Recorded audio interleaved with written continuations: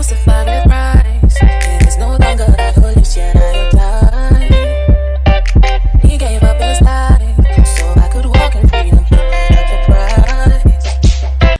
Hi, you guys. Hi. Welcome to Peachable Moment. I am your co-host here. My name is Niecy, but we're homies, so you can call me Niecy.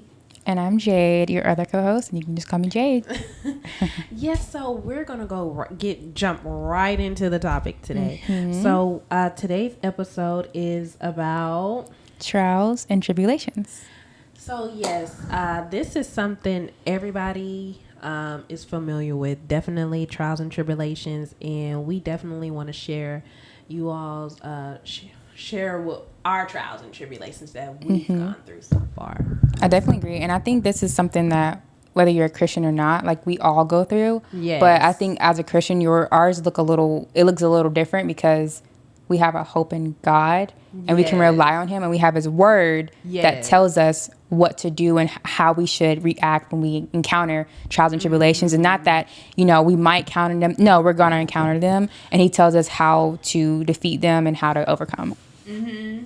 So definitely we want to get started on sharing with you all some of our stories, and definitely if you don't mind sharing some of your opinions, how you feel, we definitely want to hear back from you all. Yeah, so I guess to just go ahead and start and jump right into it. Before we even get into our personal experiences with trials and tribulations or hardships, what is like when you first encounter them? Like, what is your first reaction when you encounter like hard times? What do you do? Me, I'm so emotional, I cry. But that's not what you're supposed to do. Like, literally give it all to God. And literally this past Friday, I had something to like just be sporadic, just like literally just thrown in my face. I didn't expect for that to happen. And what I did was, not gonna lie, because I'm still new in my walk, I was just like, oh my God, I panicked. Mm-hmm. But then I got like a sense of calmness, and I prayed about it, and I literally gave it to God, and I haven't thought about it since. No, I definitely do that too. It's just like, you get overwhelmed. That's why I've seen those videos when like they ask people, when was the last time you cried? And there are certain people that will say, oh, I haven't cried in like 7 months or a year and a half. I'm looking at them like, how do you go that long without crying? Like, that's crazy. I will cry if my meal is prepared wrong. Like, if I got the wrong order from Chick-fil-A or something, like, I don't have a problem with crying. Mm-hmm. Like, seriously. I think that's just the woman in us. Yeah, I don't know. You just get emotional. I don't know. I just try not to be too emotional. I try to like I think I have a decent poker face. You can't really know if I'm like really, really upset like that. Because if I'm going to do anything, I'm not going to cry in front of you. Like, you're not going to see me cry in front of you. And if I do, it's because I couldn't help it. I can hold it in. Oh, I'm different. If I'm crying, it's because I'm mad. Like, I don't cry when I'm sad. I cry when I'm mad. Mm-hmm. So, like, literally, when I'm crying, please get out my face. Like, I don't want to do too much talking right now. Like, seriously. So. Yes. And like my last point to that is when you said you cry, mine is like, if I don't cry, I get really, really stressed out, and then I don't eat, and then I start losing weight. Girl, I need to do that.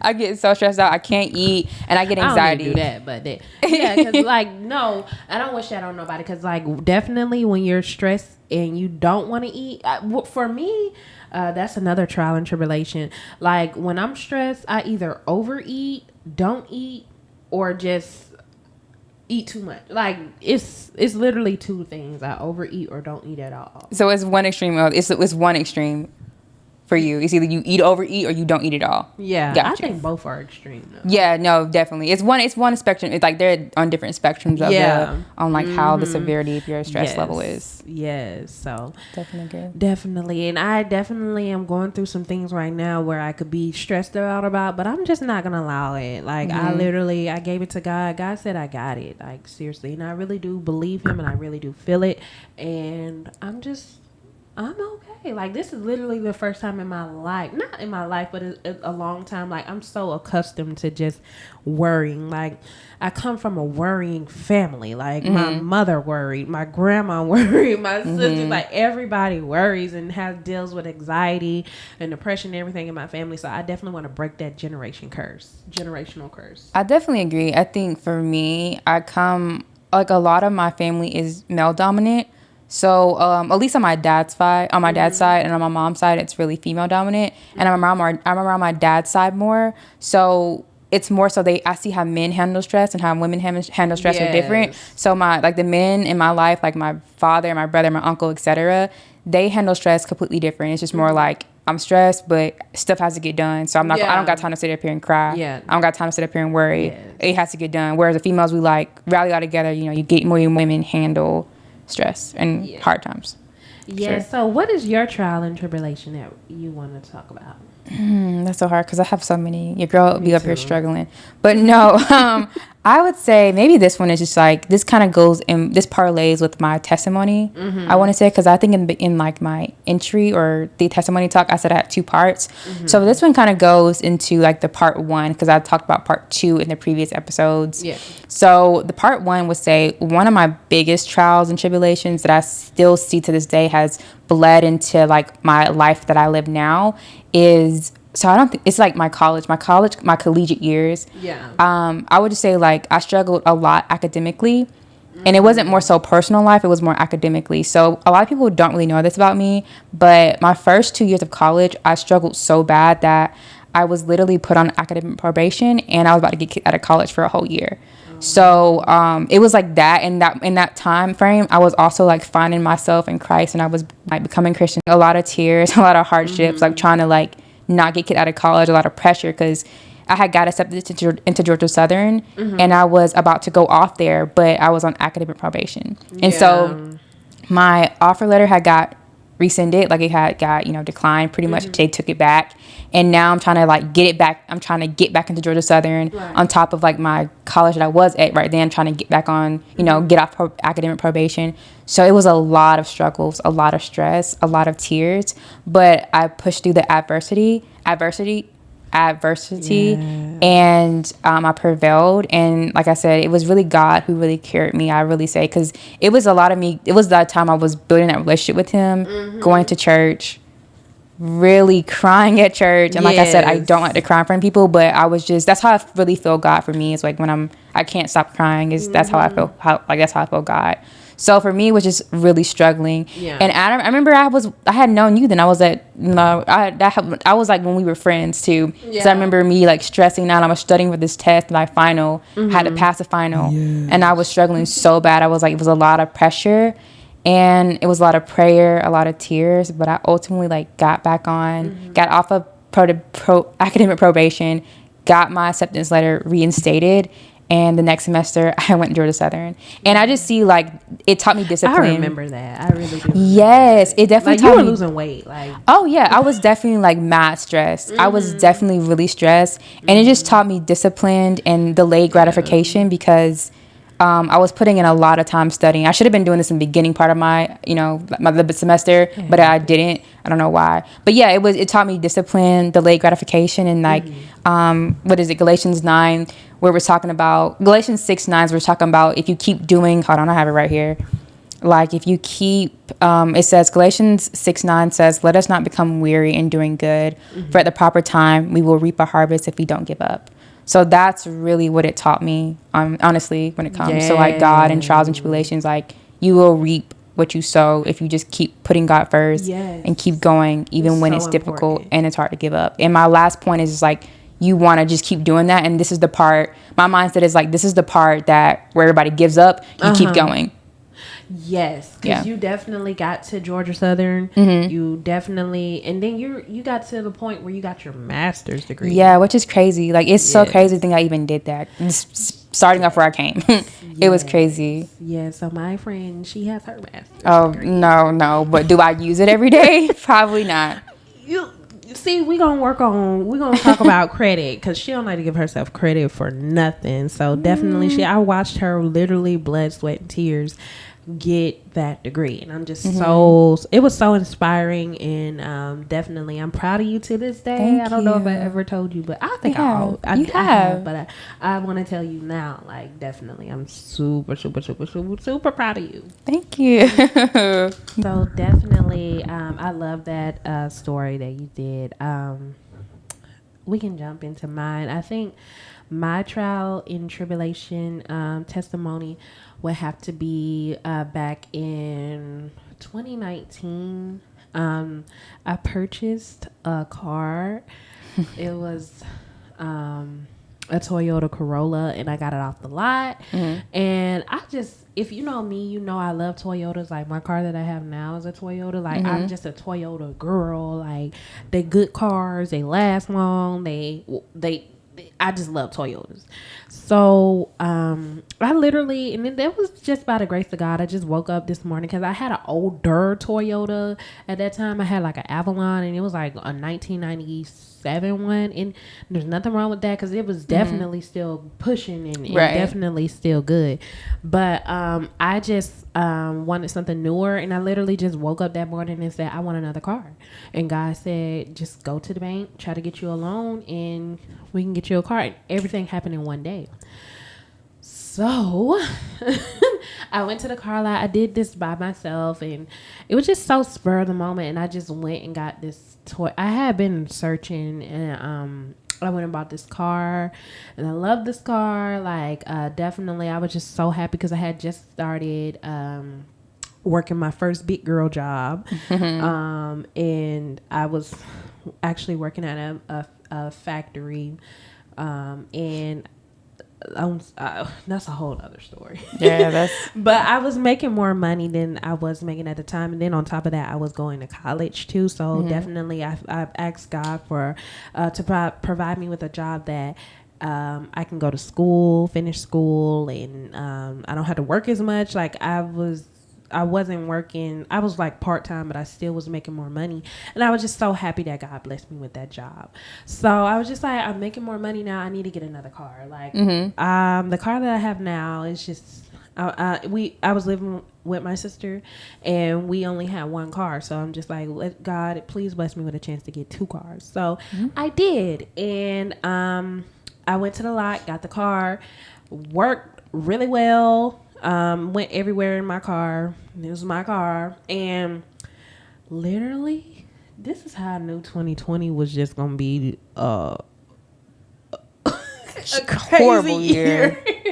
Because literally January 1st, 2020, I will never forget it. My car clocked out on me. Like, literally, I had no warning, no check engine light, no nothing. Like, it just literally just clocked out on me. And I'm like, what's going on? So, mind you, I got a car note, and like, I'm like, all right.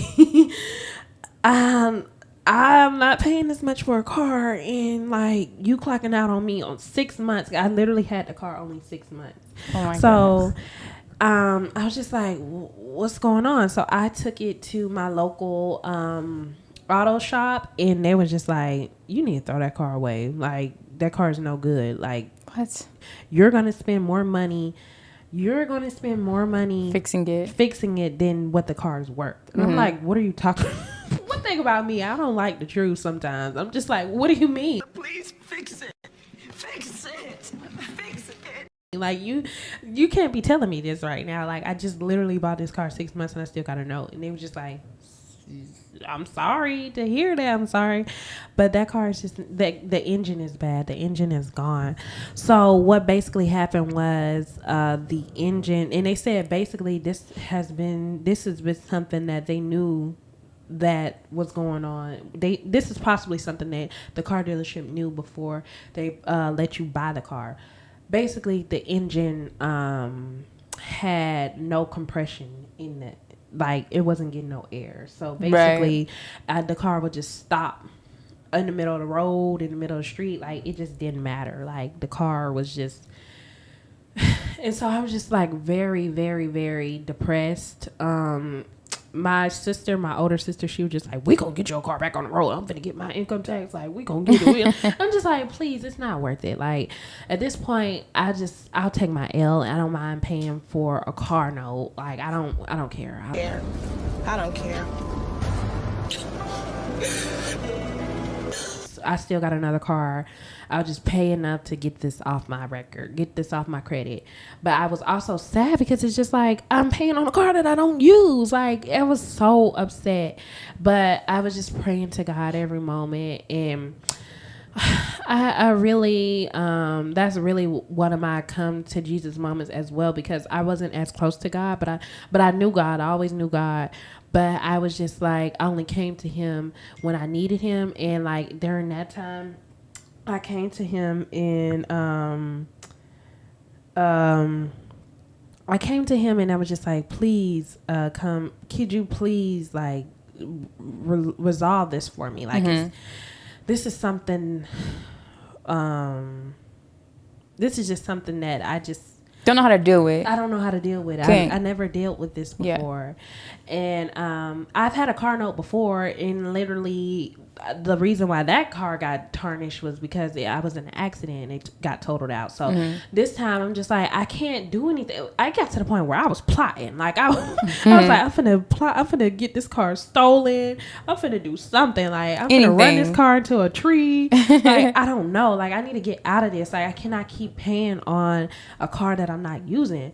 So definitely after that I was just like I waited a couple months. I was patient. I really, what God told me, Exodus 14:14, be still, the Lord will fight for you. All you have to do is be still. So I literally, it was hard for me being still because I was planning, I was plotting. I'm like, I need to get out. I'm tired of paying for this car. So God is just like, you just need to be patient. You need to be still. So May or June, I think end of May, early June of that year. So mind you, I'm paying from January to May for a car that I don't have, or that's inoperable. So all of a sudden, a flash flood I never seen a flood like this ever in my life. Like we live in Georgia, right? And we don't really have floods like that. So, but where I was living at, these apartment complex, like it's hard to explain, but it was like we were on a terrain, and it was kind of like a dip. Like even when you come into my apartment complex, you dipping down. So when it rains, it's a lot of water sometimes. So it flooded before, but it was never to this capacity. Like literally, I stayed in a townhouse, and my whole downstairs was like flooded up to like 2 or 3 inches high up in the air. So I'm just like, I just wake up one morning. My sister woke me up out my sleep, and she was just like, wake up, twin, what's going on? And I'm like, what's going on? And she just like, it's flooding. Like our whole downstairs is flooded. Like we had a computer down there. We had like a lot of electronics, our Wi-Fi router, everything plugged up. And I run downstairs and I just see a bunch of water, and I'm just like, what on earth is going on? And it was just like thunderstorming. It was raining. It was the middle of the night. My nephew, he was a couple months old. He was a newborn. I'm like, what are we going to do? Like, we had clothes down there. It was just a mess. So I went outside and I said, oh my God, my car, like both of our cars are flooded. So this was literally by the grace of God. We called our mom who lived down the street, and we all gathered at her house, and till everything got better. Literally when sun rose, it was like nothing happened. Like that's crazy. It was like nothing happened, but our cars are still flooded. We still was driving around with water in our car, but by the grace of God, our car was not damaged. Like the other car that we had, it was not damaged. But my car that was inoperable, it was flooded. It was to the point I could before crank it, but I couldn't crank it no more. So it was COVID, and my sister said, "Well, this is your opportunity. Like you need to tell your insurance company that your car is flooded." And it was true. It wasn't like I lied. No, you didn't. And I had visual proof, so I called them. They did everything. It was COVID, so normally someone would come out, like insurance adjuster would come out, look into the car, see if it's actually flooded and all that type of stuff. My insurance company said, just send us pictures and file a claim and we got you.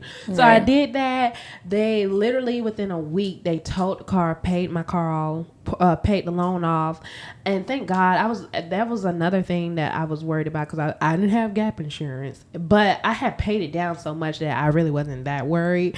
But everything got paid. And then it got to the point where I had money left over. Like, they paid me more. They paid me like they had paid me, the car was worth so much, and then I had paid down on the loans on the car, so I got the rest of it back. And I'm just like, dang, God will literally make double. Like, he will literally take from you and like double it. Like, it's just amazing how much he can do. And I was just like, all you have to do is be still. Like, I've never seen a flood like that. God brought a flood. Now, we did. Oh, yeah, that's another thing I said. My electronics, my computer, everything was great. Like, nothing was damaged. Nothing was rotten. Now, we did have clothes that were damaged. And they got mildew rotten, so we had to throw them away. But that's literally the only thing that we had to do. Like, we literally, we took away, we got our computers, our electronics was still working. Our Wi-Fi router, everything was great. Like, the only thing that got taken away was the clothes in my car. And I was just like, oh my God, this is so amazing. So that was definitely a trial, because I was stressed out. Like, I was losing weight. I'm like, what happens if I lose this job? Like, I'm still going to be required to pay for a car. Yeah. And then I just stopped worrying about it. It got to the point where I just didn't even complain no more. I would just pay it. And then God saw that, and he was just like, I'm gonna reward you. I'm gonna bless you. And definitely. So if God can do that for me, he can do it. That was so supernatural that happened. Like, I cannot believe it. I haven't seen a flood like that ever since. Like, and literally we got a warning. It's so crazy, because I was on Facebook, and our city has like a little community where they talk about like weather and all that type of stuff. Like, and they haven't talked about a flood ever since that incident in 2020. So I thank God for that. I really think that was meant to happen, and that was my trial and testimony. Okay, so yes, so definitely we shared with you all our trials and tribulations. And like I said, 2020 was definitely a whole year of trial and tribulations. The whole year, it was a lot going on. We don't need to relive this. We all know how that went down. Yeah, we all know how 2020 went down. Yes. So what's the Peachable moment for you in your trials and tribulations? That's a really good one. So let me dig deep. So I think for me, the Peachable moment for this is that, like I said, that Galatians 6:9 is just like when you're in the storm and you're reaping, you're sowing a harvest. Yes. It feels very painful. And it feels like it's the end of the world, because at that moment it felt like it was the end of the world. Like, I couldn't go to Georgia Southern. I was thinking my life was over. Like, when you're that young in that mindset, it just feels like the end of the world. Yeah. But it was just beginning, and it taught me, like I said, it taught me discipline. It taught me delayed gratification. It taught me so many things that have bled into my my life that I live now. So I would just say, like, don't put limitations on God. Don't put limitations on him and what he can do, because he is powerful. He is almighty. And if you just keep your head down and you keep doing what he says and you keep trusting him, he will be with you, because he said he would never leave you. He would never forsake you. So just remember that, and remember his word is truth, and it can never return void. So when he says what he means what he says. So he would never leave you. So in that whole time, I might have felt alone, but he was there with me. So just remember that anytime you face any hardships in this world, he will never leave you. He would never forsake you. Yes, it is a lot of times where you can feel like God is far, but definitely he's right there. Yeah, he's near to the brokenhearted. Yes. So that's an awesome Peachable moment. Yeah, no, definitely. That is. What is yours? Okay, so my Peachable moment, similar to yours, is definitely I felt far away from God at the time, but he was right there all this time. So I think my Peachable moment would be, like I said, Exodus 14:14, because when I read that verse, it definitely stuck with me, because I do have trouble with being still, like, literally. Same. Yes. So Exodus 14:14, be still, for the Lord will fight for you. And that's what Moses told the Israelites when they were under deep waters, going through troubled waters, literally, like, they were scared, afraid, and actually wanted to go back to Egypt when they were, because God freed them from Egypt. So definitely, and that's when God brought Moses to split the Red Sea. So God used Moses to lead them out of Egypt. Yes. So the Peachable Moment for me is definitely be still, like the Lord will fight for you. Because I literally had to stay still and continue paying a car note on a car that was not working. I'm working a job. I'm making more money, but I just am not comfortable with. I'm only there to just keep afloat with this car note and all this other bills that I go through. So it's literally be still, the Lord will fight for you. Literally patience, and God does not forget about you. You know, it took the Israelites 40 years. Yes. So it took me 6 months, or 6 months, and definitely it takes time. I'm learning that with all aspects of my life. Yes.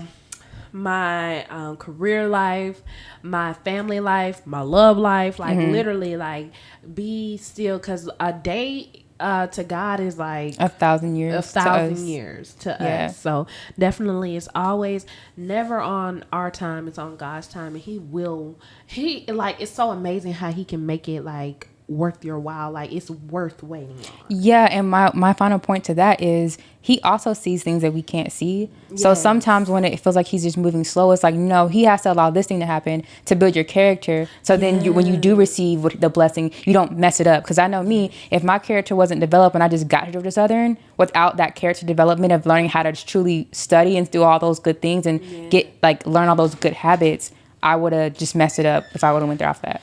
Exactly. And like, let's say if I had did it my way, because my way was I was looking for a tree to run that car into. What if I had ran my car into a tree and like killed myself?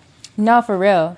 Or like definitely seriously hurt myself, and God made it to a way I didn't even have to. I literally just woke up out of bed, like literally, like how Jesus was when he was in that boat. He's like, no, Jonah, like Jonah was in a boat. Yeah, Jonah was on the boat before he was asleep, and they were just like, "You don't see that storm? Like, get up." That was Jesus too. Remember they were calling him in the storm, and they were like, Jesus was sleeping. He was like, "What y'all call me for?" Like, he calmed the waters. He calmed the storm. Yes. Yeah, and Jesus definitely calmed that storm for me. So definitely, like literally, that's the Peachable Moment. It may seem like it, like, but I promise you, and I'm talking to myself too. Like, give yourself time. Give the Lord to get grace, because like I said, if I had did it my way, who knows what would have happened. Like literally, and definitely that's the Teachable Moment. God's way is going to always prevail. It's going to always work out for you in your end. You just have to be still. Everybody be and still, Peaches. Don't give up your don't give in to temptation, and then also don't grow weary, and you will reap your harvest. Yes. So what was your trial and tribulation? Like, definitely we want to hear from you all. Like, we all go through it. So if you want to hear more from us, definitely subscribe to us on YouTube. We are on YouTube, Peachable Moment. We're on TikTok, Peachable _moment. And we are on Instagram as well, Peachable __ moment. So. Yeah, just let us know what you think. Like a comment, leave a comment, subscribe, all the good things, and let us know how we're doing. So yeah, definitely. Well, until next time, we love you guys. Yes, much love. We will see you soon. Yeah, bye.